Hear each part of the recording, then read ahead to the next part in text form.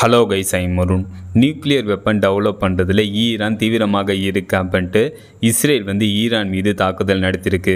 இதற்கு பதிலடியாக Iran Israel மீது தாக்குதல் நடத்திருக்கு. அடுத்து இரண்டு நாடுகளும் 7 நாட்களுக்கு மேலாக மோதலில் ஈடுபட்டு வருது. இதற்கிடையே அமெரிக்க இராணுவம் ஈரானில் உள்ள 3 நியூக்ளியர் சைட்டான இஸ்ஃபகான், நடான்ஸ், ஃபோர்டோ எனப்படும் 3 நியூக்ளியர் சைட்டை அமெரிக்க இராணுவம் தாக்கியிருக்கு. அதில் ஈரானில் உள்ள ஃபோர்டோ நியூக்ளியர் சைட்டு நிலத்துக்கடியில் இருக்குது. இந்த நிலத்துக்கடியில் இருக்கக்கூடிய ஃபோர்டோ நியூக்ளியர் சைட்டை அமெரிக்க இராணுவம் P-2 ஸ்டெல்த் ஏர்கிராஃப்ட் மூலம் GPU-57 பங்கர் பஸ்டர் குண்டுகள் மூலம் ஃபோர்டோ நியூக்ளியர் சைட்டை தாக்கியிருக்கு. இந்த GPU-57 இந்த பங்கர் பஸ்டர் குண்டுகள் 13,600 வெயிட் கொண்டுள்ளது.